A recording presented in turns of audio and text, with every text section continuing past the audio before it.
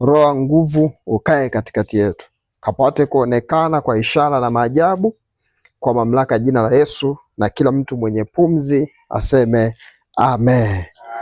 Tumpigie Yesu makofi. Naomba sasa, naomba uchukue nafasi yako ukae. Sogea kiti cha mbele. Naomba uchukue nafasi yako ukae. Bwana Yesu asifiwe. Majeshi majeshi. Naomba andika matukio ya kichawi. Naomba andika matukio ya kichawi. Hapo ndipo ambapo kwenye somo langu, na ndipo mahali ambapo nataka twende tujifunze na tuombe kwa pamoja. Amen. Naomba andika matukio ya kichawi. Kwa nini sasa mara nyingi mimi nimejifunza, naomba usiangalie idadi ya watu wala usihuzunike wala hata usiwaze nyumbani. Amen. Nataka wewe ambao umefika, Mungu afanye jambo ambalo amekusudia ulipate leo. Amen. Nimekuwa nikijiuliza mara nyingi sana tangu siku ya kwanza nimetoa mwongozo kwamba tuandike yale maombi. Kila muda kumekuwa kuna mfululizo wa matukio mengi sana, na nikiwa kama mchungaji mimi nayajua, lakini ni mengi sana. Alafu yote tulikuwa Roho Mungu alikuwa ametuvuvia kuyasema. Nakumbuka jambo la kwanza niliandika, andika kwenye yale maombi yako 7. Jambo la kwanza inategemea na wewe ambavyo utakavyokuwa umeandika, lakini nilikuwa nimependekeza iwe ni kitu kinachohusiana na afya. Amen. Tangu siku ile nimeona matukio mengi sana.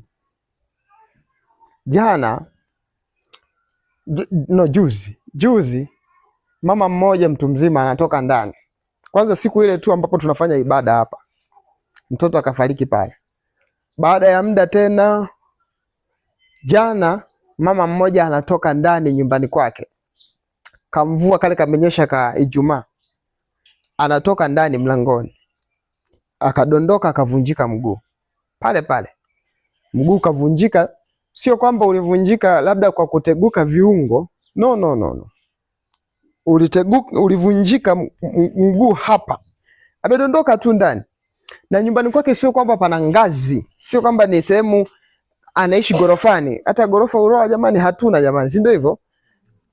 Ameshuka tu pale pale akadondoka akavunjika mguu. Mama mtu mzima vunjika mguu. Baadaye wamemaliza, wanampeleka hospitali. Namba moja inatuma message inasema mwaka huu utoboi. Mtu anamtumia message anamwambia si mwaka huu utoboi. Yule mtu baada ya kuona vile akasema nimtafute baba. Nikawa nimefanya naye mawasiliano. Lakini mimi tuwaze jambo la kwanza, huu mwisho wa mwaka una nini? Tunapokuwa tunasema, ukisikia mchungaji amekuja anazungumza, hasa heshimu sana mamlaka ya mwisho. Amen. Ukiona mtu wa Mungu anakuja kukuambia baadhi ya vitu, ujue kuna vitu vimeshaonekana tayari kwenye ulimwengu wa roho. Huu mwaka ni hatari. Huu mwaka kuna watu kufika pale Mungu anapopataka inaweza kuchukua mchakato wa muda mrefu sana. Lakini kwa habari njema nilizo nazo, wewe unayenisikiliza utapita kwa jina la Yesu. Sijui unanielewa? Hautafukuzwa kazi, hautadondokewa na nyumba, hautapata tukio la aina yoyote. Na ndio maana tuko mahali hapa kwa ajili ya kuzuia matukio yote ya kichawi. Amen. Naomba tunataka tuanze hapo. Fungua pamoja na mimi kitabu cha Waefeso sura ya 6 na mstari wa 12. Waefeso sura ya 6 na mstari wa 12 inasema kwa maana kushindana kwetu sisi si juu ya damu na nyama, bali ni juu ya ufalme na mamlaka na juu ya wakuu wa giza la ulimwengu huu na juu ya majeshi wa pepo wabaya katika ulimwengu wa roho. nataka tuanze kwa kuangalia jambo la kwanza. Tunaposema matukio ya kichawi, kwa nini mtu matukio yanampata? Kwa nini sasa awe ni wewe? Kwa nini tukio likupate alafu linalohusiana na uchawi? Asilimia kubwa wachawi huwa wana uwezo wa kuona hatima ya mtu kabla yeye hajajijua kuwa yeye ni nani. Amen. Sijui kama kuna mtu amenielewa, aseme amen. Wachawi wanaweza kumchungulia Steve au wanaweza kumchungulia yeyote kwenye ulimwengu wa roho, baada ya muda wa miaka 3 anaweza kuja kuwa nani. Au kuna baraka ipi itakupata kipindi ambacho utaendelea kukaa mahali hapo ulipo. Kuna mahali mtu ulipo ndipo pana baraka yako. Amen.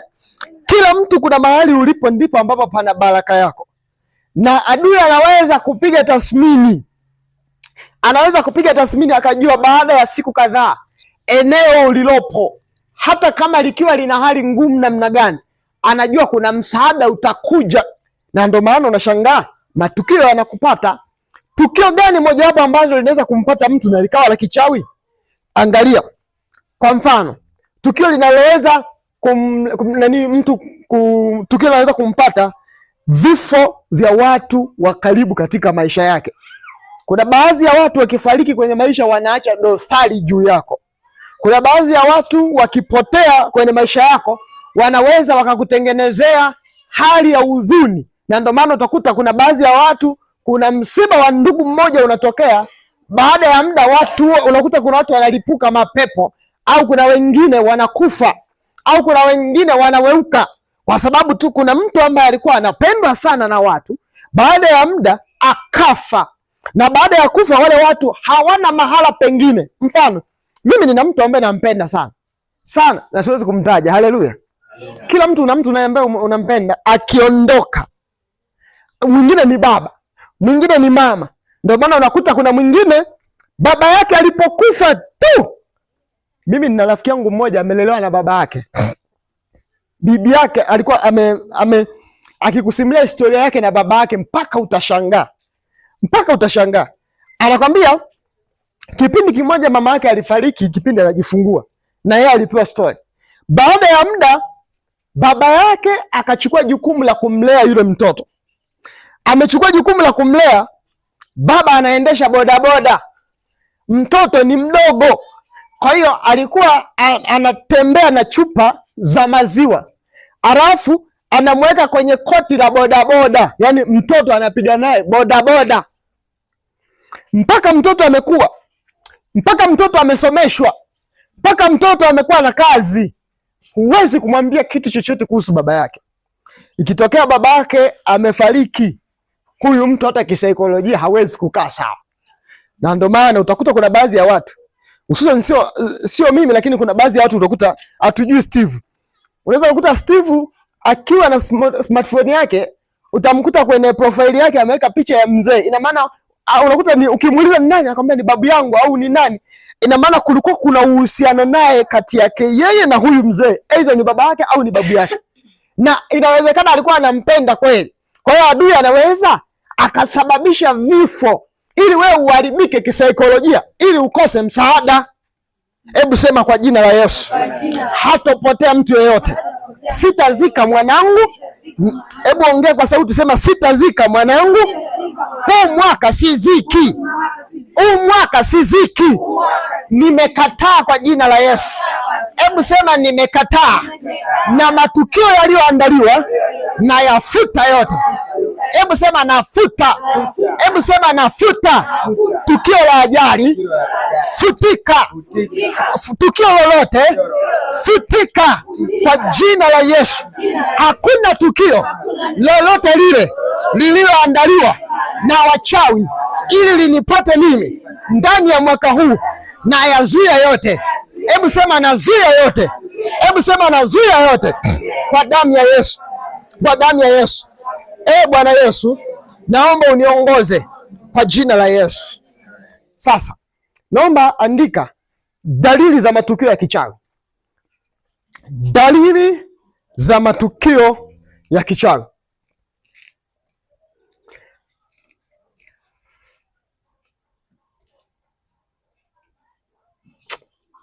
Leo kuna mtu mmoja amenisimulia ndoto, sitamtaja jina, ila ndoto ya ajabu. Hata wewe nikikusimulia, angalia. Kwa lengo ni kujifunza. Ameota hivi, anatembea njiani, akafika sehemu, akayakuta majeneza hayo matatu. Eti akasema hivi, haya majeneza ngoja niyajaribishie. Yaani unajua ndoto inajiongoza. Akafika kwenye majeneza akasema, haya majeneza mimi niyajaribishie. Eti akaingia akafungua jeneza, akaingia akajaribishia. Akaweka mkono akasema hili linanizidi kidogo, akatoka. Akajaribishia lingine, akajaribishia, akapata moja linalomwenea.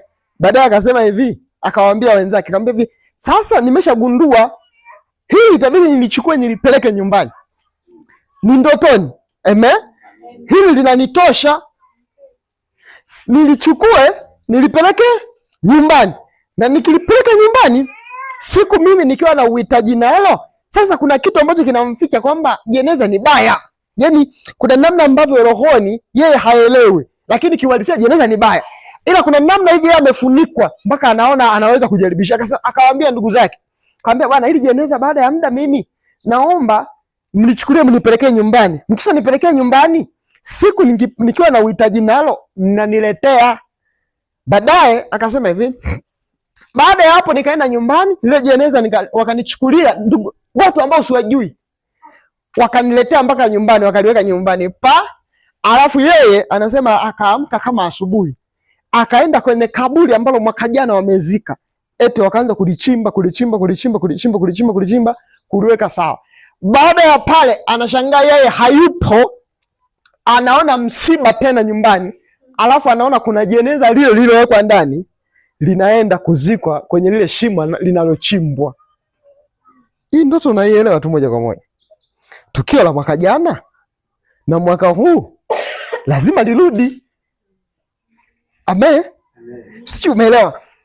Hii ndoto huyu mtu ukimwangalia anaweza akaona bwana, hapana. Hii jambo kuna dalili ukianza kuziona. Unajua tu hizi kuna dalili ya tukio la kichawi. Ndugu zangu, hakuna tukio ambalo linampata mtu pasipokuwa Mungu amemfunulia mtu. Trust me, niaminini. Hakuna tukio, kufukuzwa kazi, kuachwa, ndoa kuharibika, kupigwa na mmeo, hakitokei. Kuna kitu tu lazima Mungu akuonyeshe, yani dalili fulani hivi. Amen. Dalili mojawapo ya kwamba matukio ya kichawi yanakaribia kukupata. Kuota ndoto za ajabu, wanyama wanakufuatilia, kula chakula usiku, au kurudi nyumbani kwa wazazi mara kwa mara. Yaani unaota upo nyumbani kwa wazazi mara kwa mara. Kuota ndoto za ajabu, unakula vyakula usiku, na vyakula unavyokula na watu usiowajua. Kuna watu anaota ndoto anakula chakula na mtu asiyemjua, na anaweza akakaa mahali akashangaa sherehe kidogo, sherehe kidogo, sherehe kidogo, sherehe. Unakuwa unajiuliza kuna nini? Kila wachawi wanapokutanika, sherehe yoyote au kikao chochote kwenye ulimwengu wa roho, unachokiona huwa kinakuwa kimepanga, kinakuwa kina ajenda maalum. Na ndio maana kabla wewe tukio halijakupata, sherehe hiyo unaiona. Ndio maana kuna watu wako hapa, kila anapoota kuna sherehe, msiba unatokea. Kila anapoota sherehe, kuna watu wamekusanyika 2 watatu, anaona kuna msiba unatokea. Nataka nikwambie jambo moja, Mungu anakuwa amekufunulia kitu kipi kinataka kutokea, na kitu hicho wewe una uwezo wa kikuzuia. Hebu sema amen. Hicho kitu Mungu anakuwa ameshakufunulia tayari, yani una uwezo wa kukizuia. Hata iwaje wewe unaweza kuzuia. Mungu ndio maana amekupa neema ya kuona. Hebu sema kwa jina la Yesu, sitapata na tukio lolote. Na ndoto zangu mimi, hebu sema ndoto zangu mimi zibadilike kuanzia leo hii kwa jina la Yesu, kwa jina la Yesu, kwa jina la Yesu. Jambo lingine, kila unapopanga jambo linaharibika bila sababu. Nilime, nijenge, niache kazi, nisiache kazi, nipate kazi, nisipate kazi. Kuna namna, kila mtu ana mipango yake, ila kila mpango unaoupanga unaharibika bila sababu. Yani huelewi imekuwaje, na mipango yote umeshaipanga. Sizungumzi na mtu ambaye anasema bwana, mimi nilikuwa nawaza. Kuna mtu anapanga mipango imenyoka kabisa, na licha ya kupanga mipango imenyoka mpaka pale, hiyo mipango inaharibika pasipokuwa na sababu. Lazima ugundue kuna mlango wa matukio ya kichawi umefunguliwa juu yako, na huo mlango unatakiwa uzibwe. Hebu sema amen. Huo mlango unatakiwa uzibwe kwa jina la Yesu. Jambo lingine, afya yako kudhoofika bila ugonjwa unaoeleweka. Kuna baadhi ya magonjwa yanakupata, kuna baadhi ya mabalaa yanakupata, kuna baadhi ya mateso yanakupata, mpaka unakuwa unashangaa. Kuna mwingine akitembea ni kama mgonjwa, ukimuuliza unaumwa, hamna, lakini anajisikia kuumwa.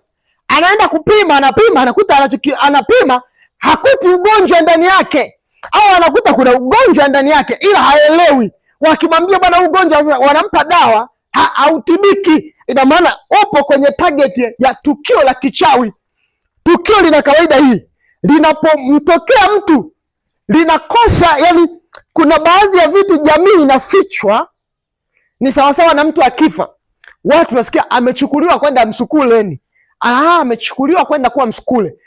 Wachawi wanachoamua, wanaamua wamfanye kwanza aonekane kuwa kama amekufa. Ina maana ni tukio la kifo, ila ndani yake kuna ajenda. Na ndio maana ukikuta kuna mlango wa matukio juu yako, huo mlango umesimama kama status tu, yani kwamba ionekane kwamba ni hivi, lakini ndani yake ni hamna. Ndio maana kila unapoona ugonjwa, nyuma yake umelengwa mauti.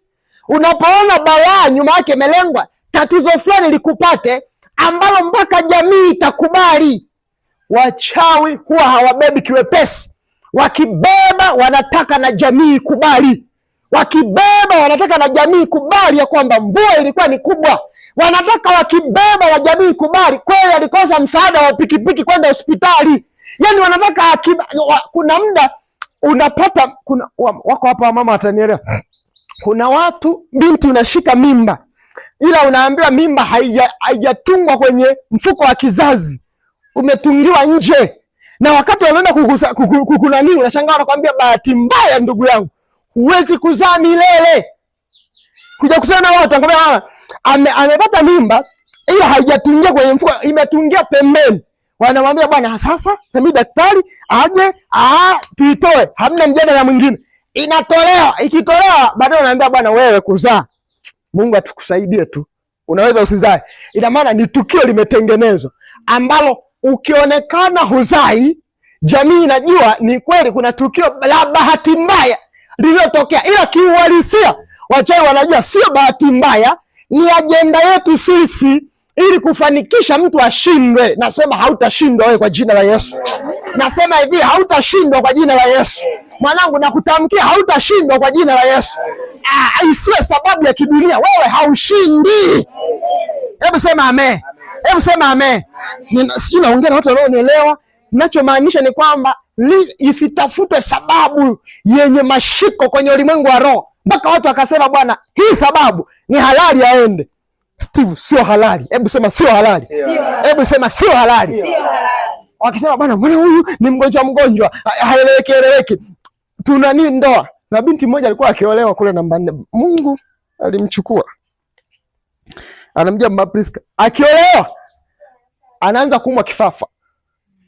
Yaani ukiolewa tu unaanza. Unajua bora ukaumwa, ndoa ikawa mpya, ndoa yenye umbali mrefu kidogo, lakini sio unaolewa leo. Unaanza kifafa leo. Ni mbaya. Ukimkuta mwanaume anakomaa na wewe na bado unacho. Sio huyo mwanaume huyo, kuna kitu amewekewa cha tofauti. Huji kukuta. Yes, imagine tu. Pata mchumba, ukiumwa malaria siku 2-3, mbona unaumwa sana? Vipi, shida nini? Unaachwa. Huyu kila akiolewa matatizo yanatokea juu yake. Kila akijaribu kutengeneza mji, magonjwa juu yake hayakomi. Ina maana ni tukio ambalo limesimama kwenye jamii, wakiangalia bwana, huyu anaumwa kwa sababu hii. Hebu sema kwa jina la Yesu. Jina langu mimi nalinyofoa kwenye orodha ya watu watakaopata matukio nyofoka. Hebu sema nyofoka, nyofoka. Jina langu mimi naliondoa kwa damu ya Yesu. Hebu sema kwa damu ya Yesu. Hebu sema kwa damu ya Yesu. Naliondoa, nalifuta, nalifuta, nalifuta. Adui yoyote, adui wa nyumbani, adui wa mtaani aliyeniandalia matukio, nayafuta, nayafuta, nayafuta, nayafuta kwa damu ya Yesu. Hebu sema futika. Hebu sema futika. Hebu sema futika kwa damu ya Yesu. Ninaachilia moto mashariki, magharibi, kaskazini na kusini kwa damu ya Yesu. Na leo natembea kila mahali ambapo kuna madhabahu imeandaa tukio juu yangu mimi. Ninaagiza, ewe madhabahu, matukio yako yote na yazima. Hebu sema na yazima. Hebu sema na yazima. Sitakufa, sitalazwa, sitapoteza. Nakataa, nakataa, nakataa kwa damu ya Yesu. Hebu omba kwa dakika chache hapo hapo. Rakapasutu shatakapa. Omba kwa dakika chache. Shanda kapasutu kapa. Inda kapasa takapa, inda kapashe teke pasa takapa, inda kapasu tusha takapa la mamando. Hebu omba imakapashe teke pa. Futa imakapasha takapa. Futa. Fata ile madhabahu. Hebu fata ile madhabahu kwa dakika chache. Pasua ikapashe teke pa. Madhabahu hautakaa kupokea maelekezo kutoka kwa mtu ili kunizuru au kuzuru au kuzuru chochote. Hebu kataa, kataa, kataa, kataa, kataa, kataa, kataa, kataa. Ikapasha takapara mamando. Omba, omba, omba, omba, omba, usinyamaze. Reke pasho toka para mamando. Inda kapashe ndeke pa. Inda rabawanda kapara mamando. Inda rabawando kapashe teke para mamanda. Ramaka para mamando seteke pa. Inda rabawando setele mamanda ramando. Inda rabawanda satala mamanda. Toeka. Wewe sitakufa mimi. Sitakufa mimi. Sitakufa. Sitakufa. Hebu kila mtu kataa. Kataa sitakufa. Kataa, wewe waambie sitakufa. Sitakufa. Sitakufa. Sitazika mtoto. Sitakufa. Sitakufa. Nakataa. Nakataa. Nakataa. Nakataa. In Jesus name nakataa. Nakataa. Matukio ya kichawi. Nakataa. Nakataa. Nakataa. Baraza ya kichawi. Nakataa. Nakataa. Mateso ya kichawi. Nakataa. Nakataa. Nakataa. Nakataa. Nakataa. Nakataa. Nakataa. Rakapasha takapa. Yakapasote kapa. Yamakapasha tegepa. Toeka. Kila aliyeka mbele yangu. Kila aliyeka mbele. Moto chia.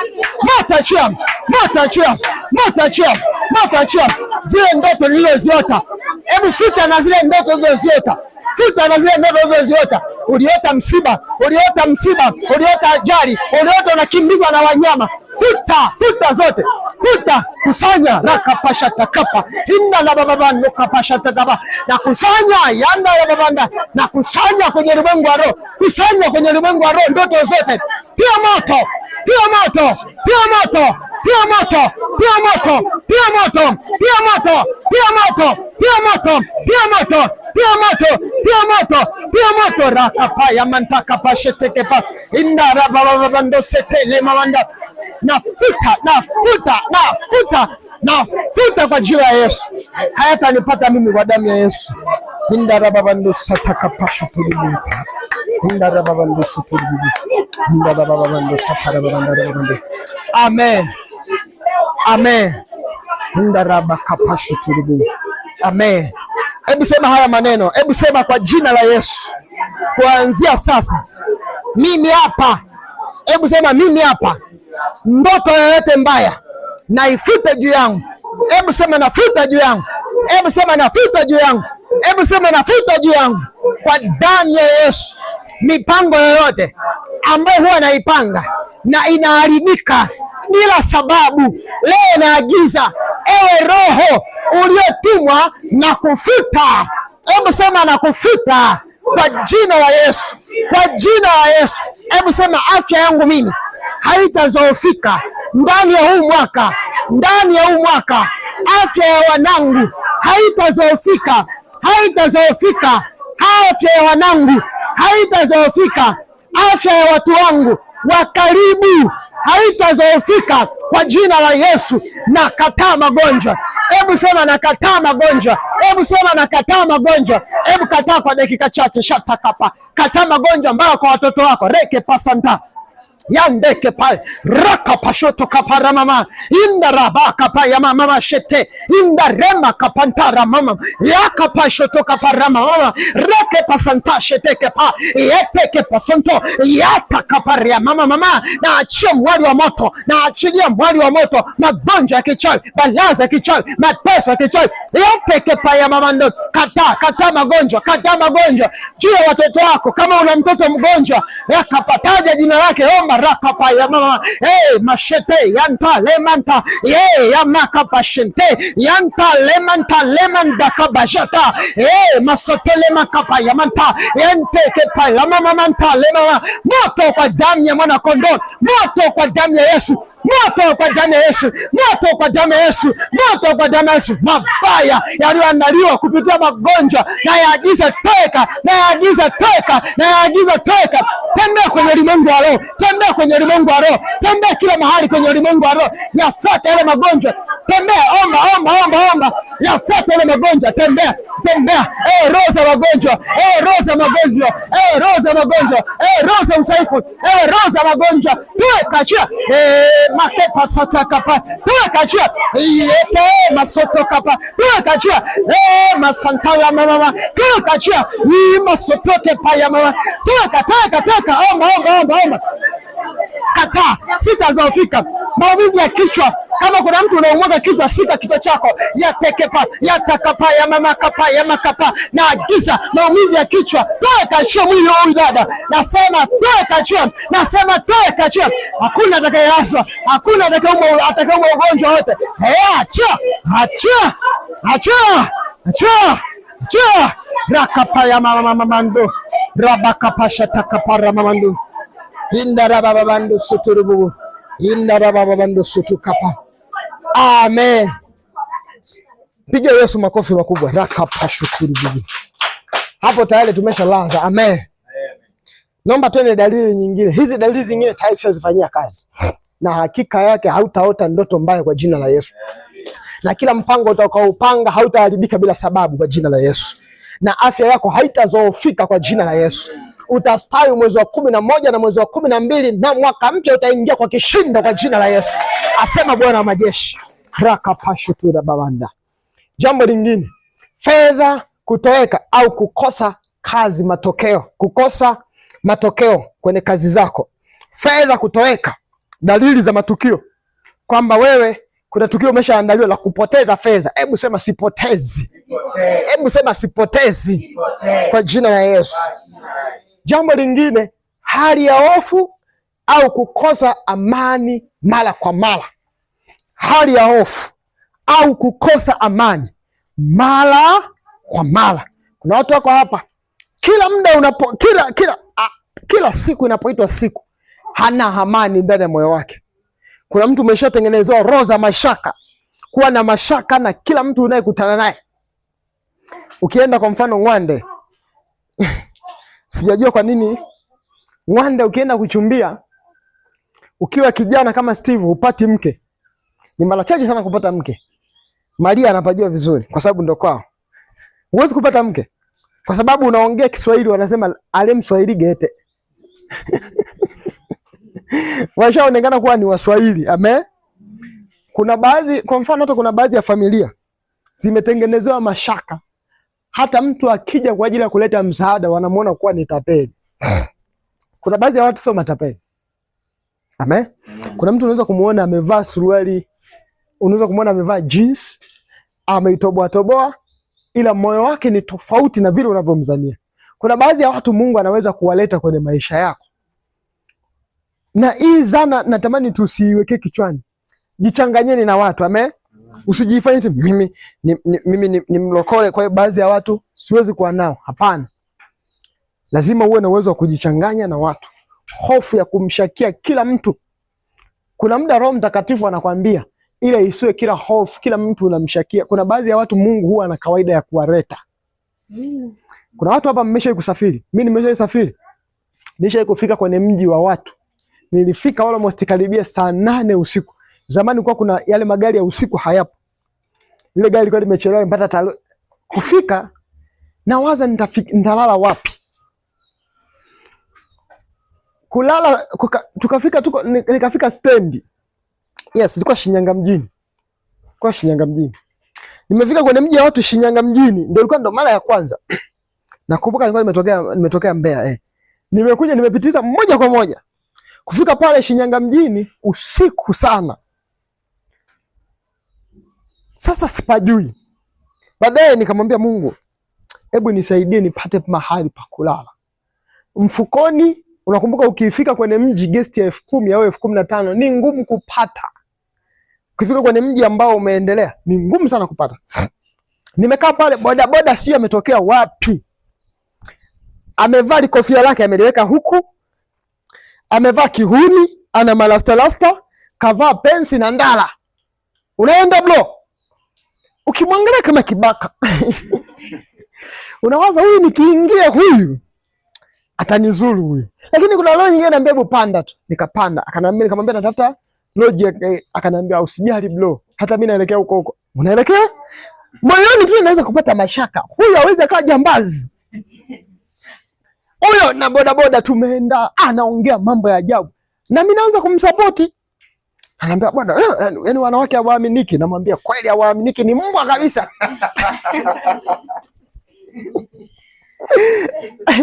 Ana story.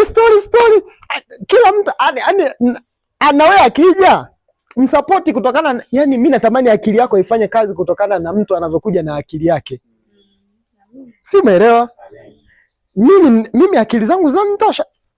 Kuna namna akili yangu mimi akili yangu inafanya kazi kutokana na mtu unavyokuja na akili yako ilivyo. Bas, full stop. Sasa nimeenda naye na msupport. Baadaye akanipeleka sehemu, akafika pa uchochoroni. Kanitoa huku kanipeleka Ndala. Ndani kule, Ndala ni mbali kutokea stand ilipokuwa zamani. Huyo Ndala. Fika Ndala akaniambia sasa lodge hapa chukua. Naingia mle ndani najua ananiambia hii hapa 15,000 bro, kesho asubuhi tu utanicheki. Utakuja kesho mimi nitakusaidia hapa kama una nini. Nikamwambia mimi lakini kesho yake huyo hapa amekuja. Yaani amekuja asubuhi ndio namuona vizuri. Hafai kuwa hata rafiki. Yaani hata watu akikuona hivi uko naye wanakuona wewe una akili azikutoshi, lakini ndo alitumiwa na Mungu. Sijui tunaelewana. Ndo alitumiwa na nani? Na Mungu. Sika hivi kuna muda jamani, hebu tuwaze jambo moja. Mimi waga naonaga, labda nyinyi mnaonaga. Mimi sijawahi kumuona Pastor Steve kanisani msiba umetokea akashika jembe kwenda kuchimba kaburi. Mmeshawahi kumuona? Hakuna. Utawaona wavuta bangi ndo wa kwanza wanafika wameshika na perfume. Wana kelele wale baba. Unakuta mtu aeleweki ameshika perfume. Anaishi center. Ni yule unamuona afai. Unamuona Mungu ana kawaida ya kutumia watu. Amen. Mimi naomba Mungu akupe watu. Mwanangu, ili utoboe unahitaji watu. Na ukifika Mungu akikupa kazi, na muomba Mungu akupe mtu mwenye nguvu atakaye kulinda vita itakapotokea kwa jina la Yesu. Nimesema haya, nimesikia moyoni mwangu. Mungu anasema kuna mtu anahitaji apate mtu atakayemsimamia. Ambaye yeye wote wakienda kinyume, yeye yuko pamoja na wewe. Pokea huyo mtu kwa jina la Yesu. Nasema pokea huyo mtu kwa jina la Yesu. Hebu sema amen. Hebu sema amen. Sasa nataka tuangalie kwenye kitabu kimoja. Je, haya matukio ya kichawi kuna mtu anaweza kaa anajiuliza. Fungua pamoja na mimi kwenye kitabu cha Kutoka sura ya 7 na mstari wa 10 hadi wa 12. Inasema basi Musa na Haruni wakaingia kwa Farao. Wakafanya kama Bwana alivyomwamuru Haruni kuitupa fimbo yake chini mbele ya Farao na watumishi wake. Ikawa nyoka, ndipo Farao akawaita wachawi. Nao wakafanya hivyo hivyo kwa uchawi wa kila mmoja, akaitupa fimbo yake chini, ikawa nyoka, lakini fimbo ya Haruni ikazimeza fimbo zao. Amen. Amen. majeshi. Tunaona hapa ni Musa na Haruni wanaenda kwa Farao. Mungu anawaambia mkifika kwa Farao, chukueni hizi fimbo, dondesheni chini, mkisha dondosha zinakuwa nyoka. Baadaye na Farao naye baada ya kuona vile akaona hili tukio ni dogo. Kama ni dogo, basi na yeye akawaita wale waganga pamoja na wachawi, na wenyewe wafanye kama Musa na Haruni walivyofanya. Kwa nini nimekusomea ile andiko? Kuna baadhi ya matukio ulishatengenezewa ya kichawi. Mimi naliruhusu tukio la Mungu lifunike hilo tukio la kichawi kwa jina la Yesu. Amina. Tukio la Mungu la kukufanya kuwa tajiri na ulikuwa maskini, pokea hiyo neema kwa jina la Yesu.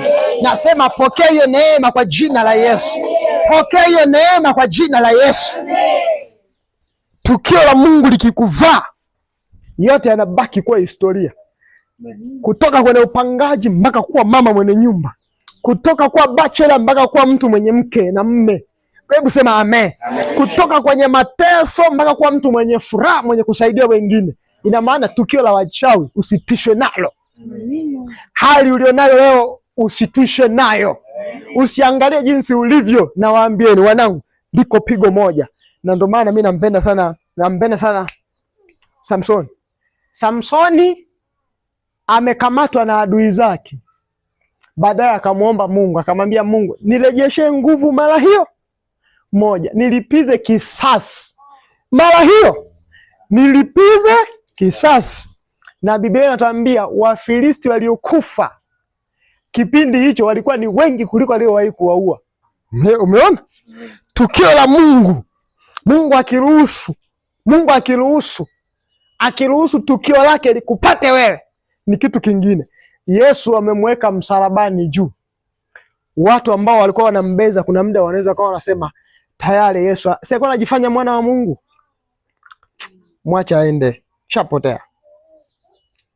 Usimjaji mtu kutokana na matatizo alionayo. Amen.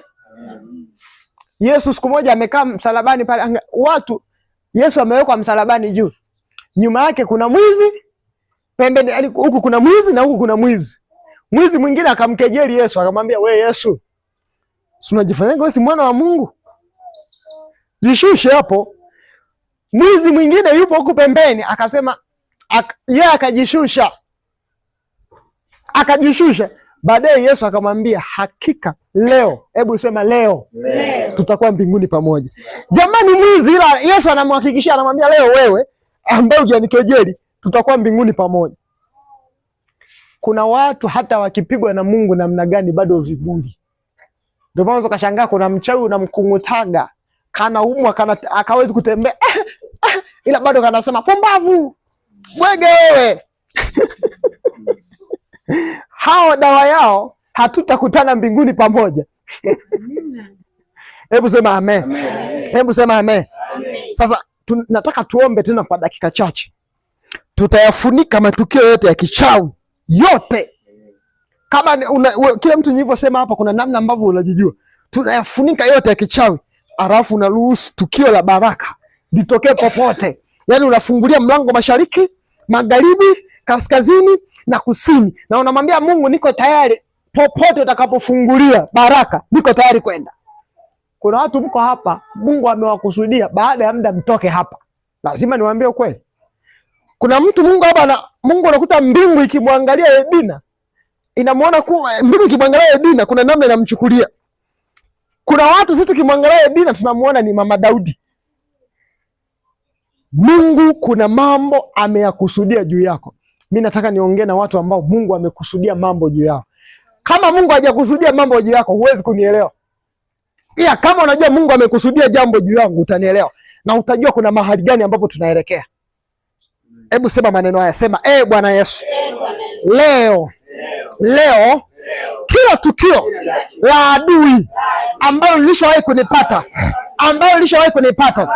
kuanzia leo hii ninaachilia moto. Hebu sema naachilia moto kwa damu ya Yesu, kwa damu ya Yesu, kwa damu ya Yesu, kwa damu ya Yesu. Nalifuta hilo tukio, naruhusu baraka ya Bwana ije juu yangu, ije juu yangu, ije juu yangu, ije juu yangu kwa damu ya Yesu. Nairuhusu leo, hebu sema nairuhusu, nairuhusu baraka ya fedha, tukio la fedha, tukio la kupata kazi, tukio la kupata biashara, tukio la kupata ndoa lije juu yangu. Na yazima matukio ya kichawi, na yazima, na yazima, na yazima, na yazima kwa damu ya Yesu, kwa damu ya Yesu. Walioniandikia kwenye ulimwengu wa roho niishie kupata fedha 100,000, 200,000, 300,000, milioni 1, milioni 2, leo navuka mpaka, navuka mpaka, navuka mpaka, navuka mpaka, nasababisha tukio.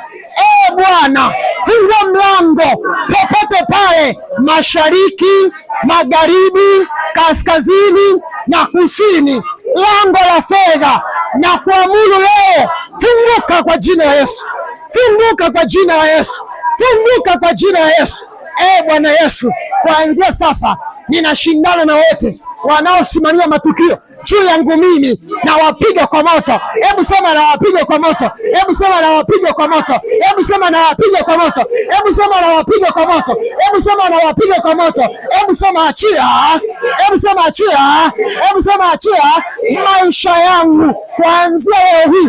Kila tukio lililoandaliwa nalibomoa kwenye ulimwengu wa roho, nabomoa, navuka mipaka yao. Hebu sema navuka mipaka yao kwa jina la Yesu. Hebu sema navuka, hebu sema navuka, hebu sema navuka. Natoka leo kwenye gereza lao, natoka leo kwenye gereza lao kwa damu ya Yesu, kwa damu ya Yesu, kwa damu ya Yesu, kwa damu ya Yesu, kwa damu ya Yesu. Natoka leo, natoka leo, natoka leo. Hebu anza kuomba huku, natoka rakapasha takaparama, natoka kwenye gereza lao, natoka kwenye gereza lao, natoka kwenye gereza lao. Hebu chomoka kwenye ile gereza umekaa kwa muda mrefu.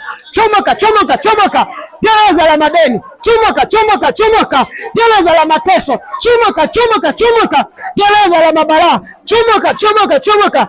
Rakapasha ndakapa, yanda kapasha ndakapa, yanda rababanda setele babando, inda rababando kapara babanda satale babando, yanda rababando setele babanda, rakapasha tere babanda rababanda, nakapasha tere babanda, yanda rababanda rababanda rababanda, yanda kapasha ndeke parabanda. Futa, futa, futa. Toka, toka kwenye gereza lao, toka kwenye gereza lao. Bereke pasanda kapara mamanda rababanda, yanda kapashanda kapara rababanda, yanda rababanda sete lebabanda rababanda, inda rababanda sete lebabanda, yanda ramamamando sete lebabanda.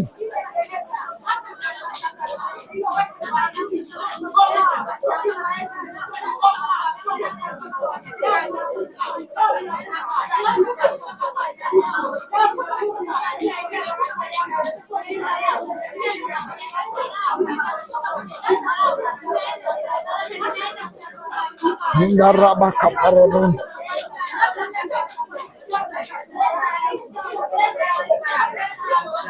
ngaraba kapashindiribu ngaraba wanda sandaraba wanda rababandu rababandu shindiribu wanda rababandu rababandu.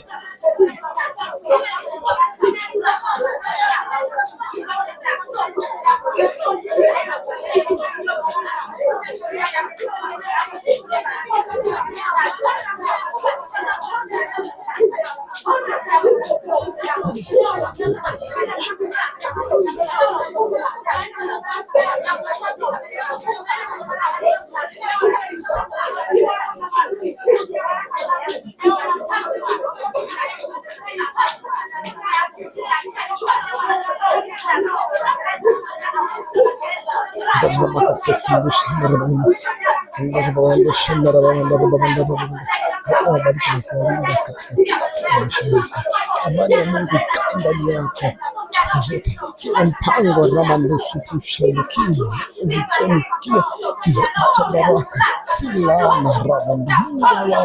Mungu awamalizie kwa ushindi katika jina gani ndio lianza. Mungu awamalizie kwa ushindi kila jambo lenye baraka posulushi.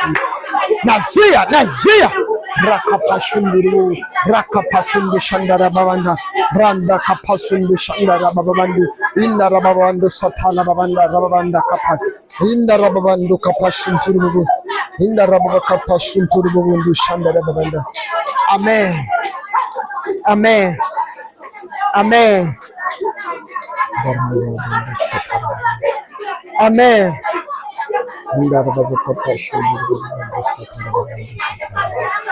Amen.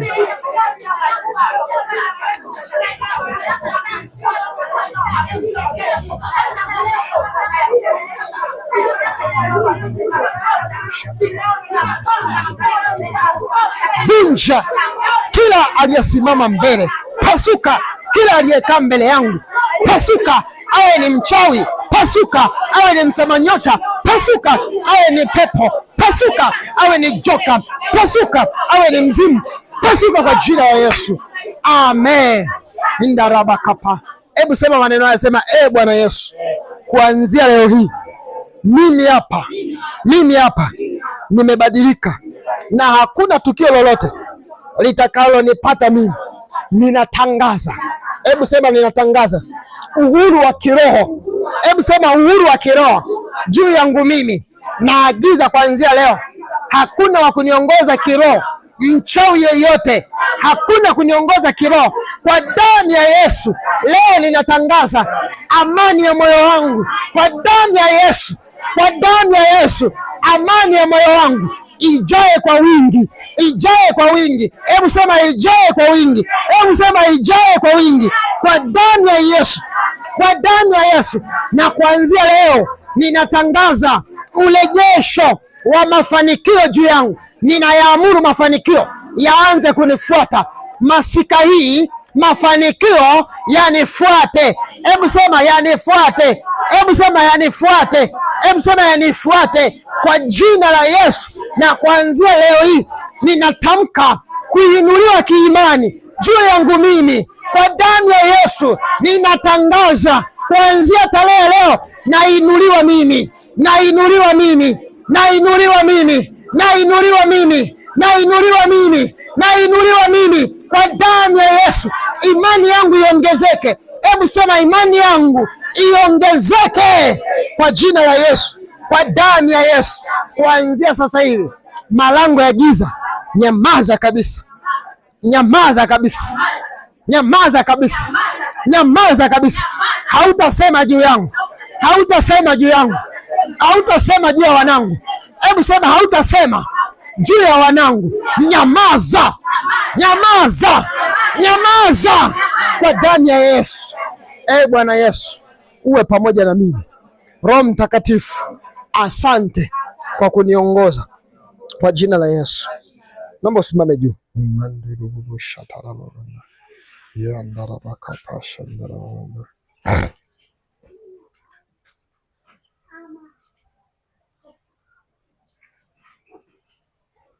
Funika macho yako, inua mikono yako juu.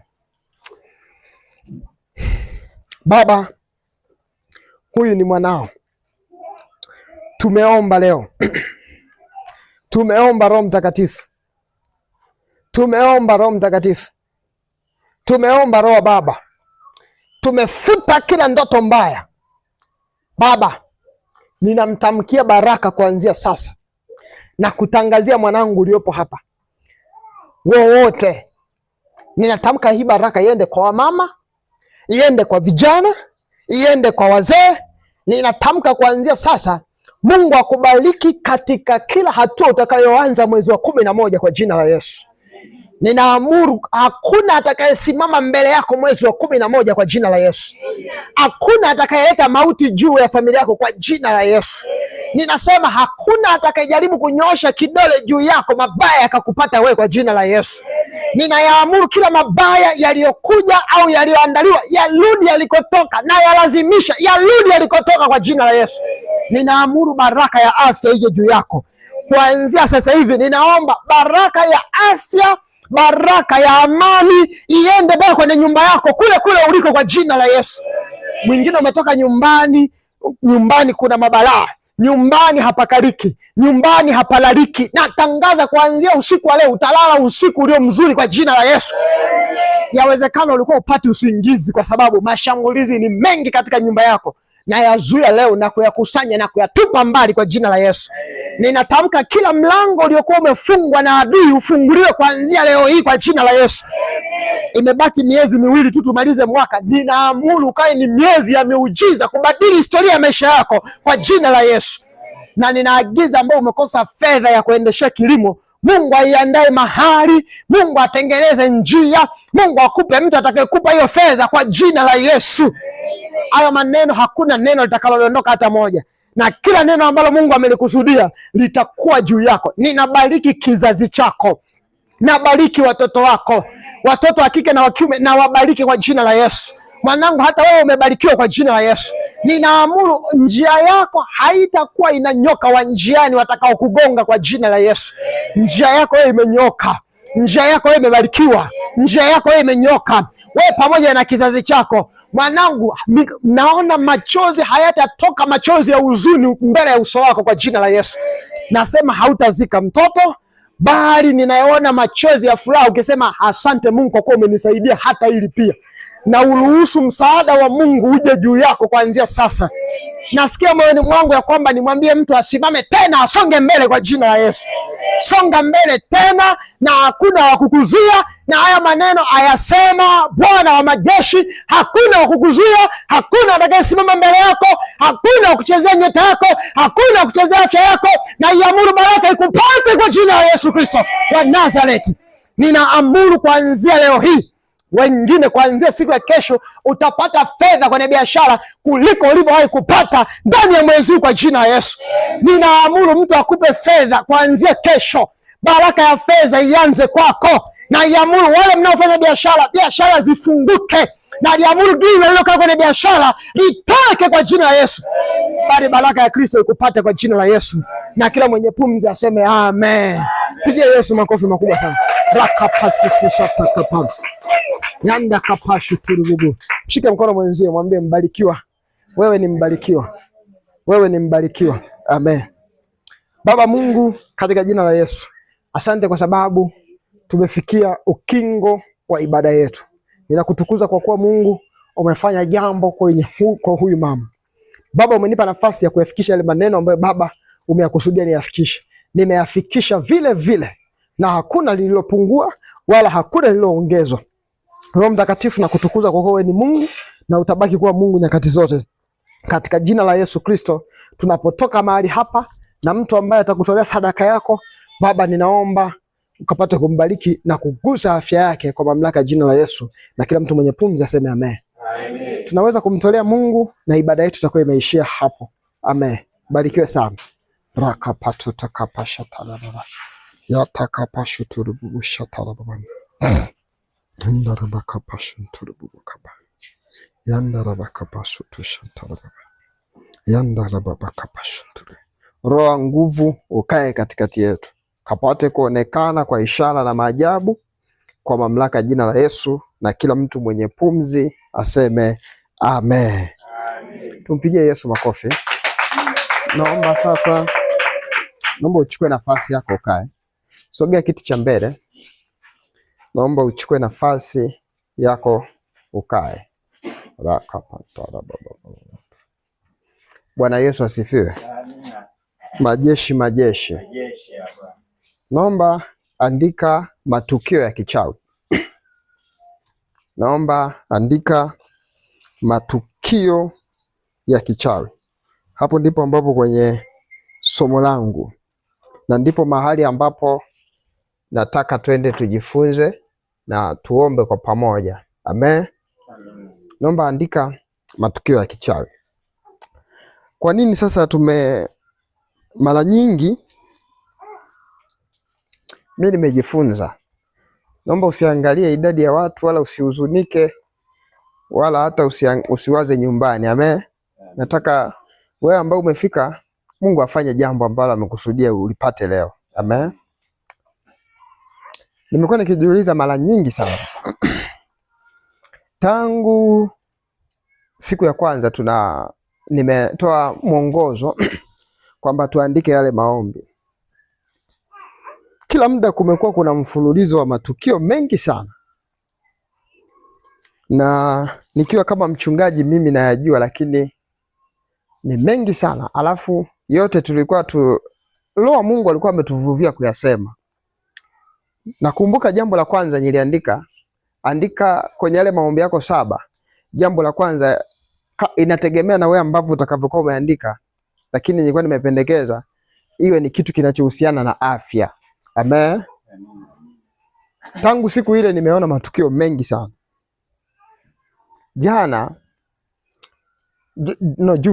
Juzi mama mmoja mtu mzima anatoka ndani. Kwanza siku ile tu ambapo tunafanya ibada hapa, mtoto akafariki pale. Baada ya muda tena jana mama mmoja anatoka ndani nyumbani kwake. Kamvua kale kamenyesha ka Ijumaa. Anatoka ndani mlangoni. Akadondoka akavunjika mguu. Pale. Mguu kavunjika, sio kwamba ulivunjika labda kwa kuteguka viungo. No. Ulivunjika mguu hapa. Amedondoka tu ndani. Na nyumbani kwake sio kwamba pana ngazi. Sio kwamba ni sehemu anaishi gorofani. Hata gorofa uroa jamani hatuna jamani, si ndio hivyo? Ameshuka tu pale akadondoka akavunjika mguu. Mama mtu mzima vunjika mguu. Baadaye wamemaliza wanampeleka hospitali. Namba moja inatuma message inasema mwaka huu utoboi. Mtu anamtumia message anamwambia si mwaka huu utoboi. Yule mtu baada ya kuona vile akasema nimtafute baba. Nikawa nimefanya naye mawasiliano. Lakini mimi tuwaze jambo la kwanza. Huu mwisho wa mwaka una nini? Tunapokuwa tunasema, ukisikia mchungaji amekuja anazungumza, hasa heshimu sana mamlaka ya mwisho. Amen. Ukiona mtu wa Mungu anakuja kukuambia baadhi ya vitu, ujue kuna vitu vimeshaonekana tayari kwenye ulimwengu wa roho. Huu mwaka ni hatari. Huu mwaka kuna watu kufika pale Mungu anapopataka inaweza kuchukua mchakato wa muda mrefu sana. Lakini kwa habari njema nilizo nazo, wewe unayenisikiliza utapita kwa jina la Yesu. Sijui unanielewa? Hautafukuzwa kazi, hautadondokewa na nyumba, hautapata tukio la aina yoyote. Na ndio maana tuko mahali hapa kwa ajili ya kuzuia matukio yote ya kichawi. Amen. Naomba tunataka tuanze hapo. Fungua pamoja na mimi kitabu cha Waefeso sura ya 6 na mstari wa 12. Waefeso sura ya 6 na mstari wa 12 inasema kwa maana kushindana kwetu sisi si juu ya damu na nyama, bali ni juu ya ufalme na mamlaka na juu ya wakuu wa giza la ulimwengu huu na juu ya majeshi wa pepo wabaya katika ulimwengu wa roho. Nataka tuanze kwa kuangalia jambo la kwanza. Tunaposema matukio ya kichawi, kwa nini mtu matukio yanampata? Kwa nini sasa awe ni wewe? Kwa nini tukio likupate alafu linalohusiana na uchawi? Asilimia kubwa wachawi huwa wana uwezo wa kuona hatima ya mtu kabla yeye hajajijua kuwa yeye ni nani. Amen. Sijui kama kuna mtu amenielewa, aseme amen. Wachawi wanaweza kumchungulia Steve au wanaweza kumchungulia yeyote kwenye ulimwengu wa roho, baada ya muda wa miaka 3 anaweza kuja kuwa nani. Au kuna baraka ipi itakupata kipindi ambacho utaendelea kukaa mahali hapo ulipo. Kuna mahali mtu ulipo ndipo pana baraka yako. Amen. Kila mtu kuna mahali ulipo ndipo ambapo pana baraka yako. Na adui anaweza kupiga tathmini. Anaweza kupiga tathmini akajua baada ya siku kadhaa eneo ulilopo, hata kama likiwa lina hali ngumu namna gani, anajua kuna msaada utakuja. Na ndio maana unashangaa matukio yanakupata. Tukio gani mojawapo ambalo linaweza kumpata mtu na likawa la kichawi? Angalia. Kwa mfano, tukio linaloweza tukio linaweza kumpata vifo vya watu wa karibu katika maisha yake.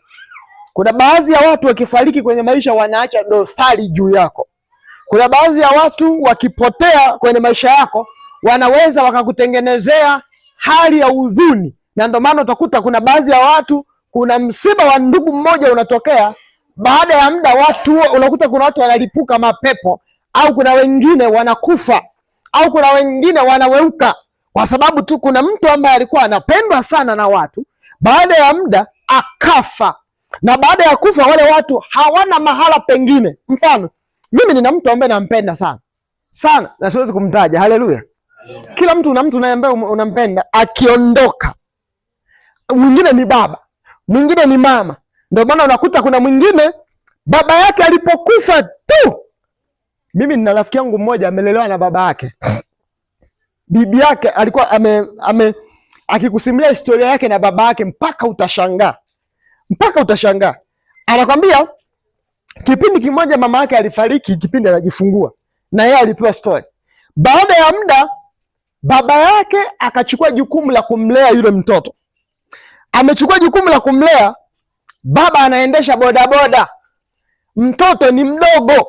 Kwa hiyo alikuwa anatembea na chupa za maziwa, alafu anamweka kwenye koti la bodaboda, yani mtoto anapiga naye bodaboda mpaka mtoto amekuwa, mpaka mtoto amesomeshwa, mpaka mtoto amekuwa na kazi. Huwezi kumwambia kitu chochote kuhusu baba yake. Ikitokea baba yake amefariki, huyu mtu hata kisaikolojia hawezi kukaa sawa. Na ndio maana utakuta kuna baadhi ya watu, hususan sio mimi, lakini kuna baadhi ya watu utakuta hatujui Steve. Unaweza kukuta Steve akiwa na smartphone yake, utamkuta kwenye profile yake ameweka picha ya mzee. Ina maana unakuta ni ukimuuliza ni nani, anakuambia ni babu yangu au ni nani. Ina maana kulikuwa kuna uhusiano naye kati yake yeye na huyu mzee, aidha ni baba yake au ni babu yake. Na inawezekana alikuwa anampenda kweli. Kwa hiyo adui anaweza akasababisha vifo ili wewe uharibike kisaikolojia, ili ukose msaada. Hebu sema kwa jina la Yesu, hatopotea mtu yeyote. Sitazika mwanangu. Hebu ongea kwa sauti, sema sitazika mwanangu. Huu mwaka siziki. Huu mwaka siziki. Nimekataa kwa jina la Yesu. Hebu sema nimekataa. Na matukio yaliyoandaliwa na yafuta yote. Hebu sema nafuta. Hebu sema nafuta. Tukio la ajali futika. Tukio lolote futika kwa jina la Yesu. Hakuna tukio lolote lile lililoandaliwa na wachawi ili linipate mimi ndani ya mwaka huu, na yazuia yote. Hebu sema nazuia yote. Hebu sema nazuia yote kwa damu ya Yesu. Kwa damu ya Yesu. Bwana Yesu, naomba uniongoze kwa jina la Yesu. Sasa naomba andika dalili za matukio ya kichawi. Dalili za matukio ya kichawi.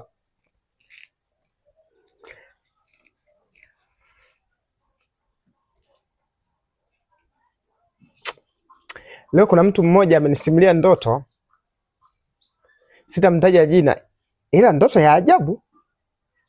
Hata wewe nikikusimulia, angalia. Kwa lengo ni kujifunza. Ameota hivi, anatembea njiani, akafika sehemu, akayakuta majeneza hayo matatu. Eti akasema hivi, haya majeneza ngoja niyajaribishie. Yaani unajua ndoto inajiongoza. Akafika kwenye majeneza akasema, haya majeneza mimi niyajaribishie. Eti akaingia akafungua jeneza, akaingia akajaribishia. Akaweka mkono akasema hili linanizidi kidogo, akatoka. Akajaribishia lingine, akajaribishia, akapata moja linalomwenea. Baadaye akasema hivi, akawaambia wenzake, akamwambia hivi, sasa nimeshagundua hii itabidi nilichukue nilipeleke nyumbani. Ni ndotoni. Hili linanitosha. Nilichukue nilipeleke nyumbani. Na nikilipeleka nyumbani, siku mimi nikiwa na uhitaji nalo, sasa kuna kitu ambacho kinamficha kwamba jeneza ni baya. Yaani kuna namna ambavyo rohoni yeye haelewi, lakini kiuhalisia jeneza ni baya. Ila kuna namna hivi yeye amefunikwa mpaka anaona anaweza kujaribisha. Akawaambia ndugu zake, akamwambia bwana, hili jeneza baada ya muda mimi naomba mlichukulie mnipelekee nyumbani. Mkisha nipelekea nyumbani, siku nikiwa na uhitaji nalo mnaniletea. Baadaye akasema hivi, baada ya hapo nikaenda nyumbani, ile jeneza wakanichukulia ndugu watu ambao siwajui, wakaniletea mpaka nyumbani, wakaliweka nyumbani alafu yeye anasema akaamka kama asubuhi, akaenda kwenye kaburi ambalo mwaka jana wamezika, eti wakaanza kulichimba kuliweka sawa. Baada ya pale anashangaa yeye hayupo, anaona msiba tena nyumbani, alafu anaona kuna jeneza lile lililowekwa ndani linaenda kuzikwa kwenye lile shimo linalochimbwa. Hii ndoto unaielewa tu moja kwa moja. Tukio la mwaka jana na mwaka huu lazima lirudi. Amen. Sijui umeelewa.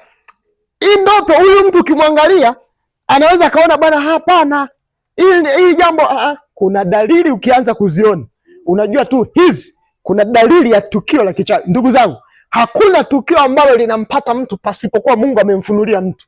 Trust me, niaminini. Hakuna tukio, kufukuzwa kazi, kuachwa, ndoa kuharibika, kupigwa na mmeo, hakitokei. Kuna kitu tu lazima Mungu akuonyeshe, yani dalili fulani hivi. Amen. Dalili mojawapo ya kwamba matukio ya kichawi yanakaribia kukupata: kuota ndoto za ajabu, wanyama wanakufuatilia, kula chakula usiku, au kurudi nyumbani kwa wazazi mara kwa mara. Yaani unaota upo nyumbani kwa wazazi mara kwa mara, kuota ndoto za ajabu, unakula vyakula usiku, na vyakula unavyokula na watu usiowajua. Kuna watu anaota ndoto anakula chakula na mtu asiyemjua, na anaweza akakaa mahali akashangaa sherehe kidogo, sherehe kidogo, sherehe kidogo, sherehe. Unakuwa unajiuliza kuna nini? Kila wachawi wanapokutanika, sherehe yoyote au kikao chochote kwenye ulimwengu wa roho, unachokiona huwa kinakuwa kimepanga, kinakuwa kina ajenda maalum. Na ndio maana kabla wewe tukio halijakupata, sherehe hiyo unaiona. Ndio maana kuna watu wako hapa, kila anapoota kuna sherehe, msiba unatokea. Kila anapoota sherehe, kuna watu wamekusanyika 2 watatu, anaona kuna msiba unatokea. Nataka nikwambie jambo moja, Mungu anakuwa amekufunulia kitu kipi kinataka kutokea, na kitu hicho wewe una uwezo wa kikuzuia. Hebu sema amen. Hicho kitu Mungu anakuwa ameshakufunulia tayari, yani una uwezo wa kukizuia. Hata iwaje wewe unaweza kuzuia. Mungu ndio maana amekupa neema ya kuona. Hebu sema kwa jina la Yesu, sitapata na tukio lolote. Na ndoto zangu mimi, hebu sema ndoto zangu mimi zibadilike kuanzia leo hii kwa jina la Yesu, kwa jina la Yesu, kwa jina la Yesu. Jambo lingine, kila unapopanga jambo linaharibika bila sababu. Nilime, nijenge, niache kazi, nisiache kazi, nipate kazi, nisipate kazi. Kuna namna kila mtu ana mipango yake, ila kila mpango unaoupanga unaharibika bila sababu. Yani huelewi imekuwaje, na mipango yote umeshaipanga. Sizungumzi na mtu ambaye anasema bwana, mimi nilikuwa nawaza.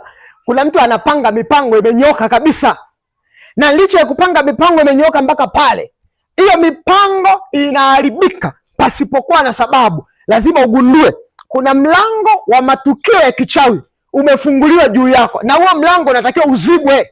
Hebu sema amen. Huo mlango unatakiwa uzibwe kwa jina la Yesu.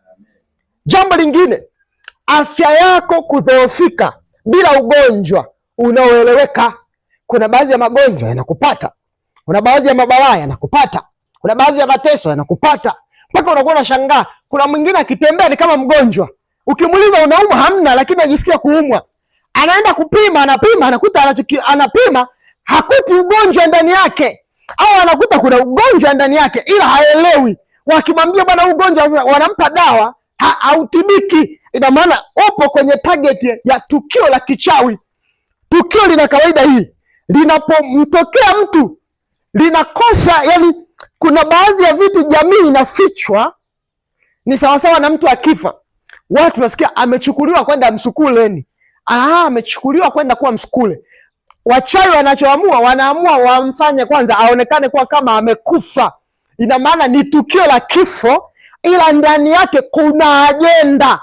Na ndio maana ukikuta kuna mlango wa matukio juu yako, huo mlango umesimama kama status tu, yani kwamba ionekane kwamba ni hivi, lakini ndani yake ni hamna.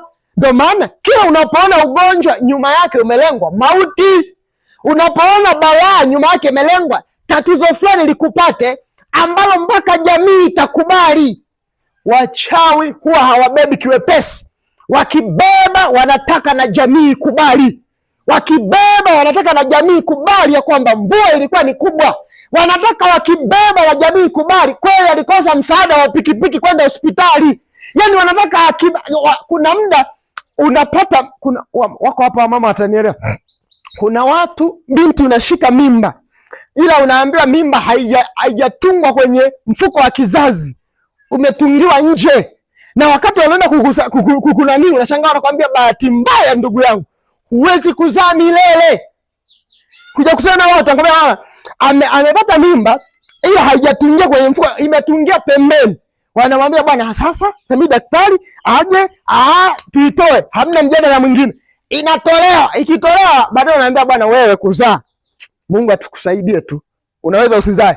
Ina maana ni tukio limetengenezwa ambalo ukionekana huzai, jamii inajua ni kweli kuna tukio la bahati mbaya lililotokea, ila kiuhalisia wachawi wanajua sio bahati mbaya, ni ajenda yetu sisi ili kufanikisha mtu ashindwe. Nasema hautashindwa wewe kwa jina la Yesu. Nasema hivi, hautashindwa kwa jina la Yesu. Mwanangu, nakutamkia hautashindwa kwa jina la Yesu. Isiwe sababu ya kidunia, wewe haushindi. Hebu sema amen. Hebu sema amen. Sijui naongea na watu wanaonielewa. Ninachomaanisha ni kwamba isitafutwe sababu yenye mashiko kwenye ulimwengu wa roho mpaka watu wakasema bwana, hii sababu ni halali aende. Steve, sio halali. Hebu sema sio halali. Hebu sema sio halali. Wakisema bwana, mbona huyu ni mgonjwa, haeleweki. Tuna nini ndoa? Na binti mmoja alikuwa akiolewa kule namba 4. Mungu alimchukua. Anamjia Mama Priska. Akiolewa anaanza kuumwa kifafa. Yaani ukiolewa tu unaanza. Unajua bora ukaumwa ndoa ikawa mpya, ndoa yenye umbali mrefu kidogo, lakini sio unaolewa leo unaanza kifafa leo. Ni mbaya. Ukimkuta mwanaume anakomaa na wewe na bado unacho, sio huyo mwanaume huyo, kuna kitu amewekewa cha tofauti. Huji kukuta yes, imagine tu pata mchumba, ukiumwa malaria siku 2-3, mbona unauma sana, vipi, shida nini? Unaachwa. Huyu kila akiolewa matatizo yanatokea juu yake. Kila akijaribu kutengeneza mji, magonjwa juu yake hayakomi. Ina maana ni tukio ambalo limesimama kwenye jamii, wakiangalia bwana, huyu anaumwa kwa sababu hii. Hebu sema kwa jina la Yesu. Jina langu mimi nalinyofoa kwenye orodha ya watu watakaopata matukio nyofoka. Hebu sema nyofoka. Jina langu mimi naliondoa kwa damu ya Yesu. Hebu sema kwa damu ya Yesu. Hebu sema kwa damu ya Yesu. Naliondoa, nalifuta adui yoyote, adui wa nyumbani, adui wa mtaani aliyeniandalia matukio, nayafuta kwa damu ya Yesu.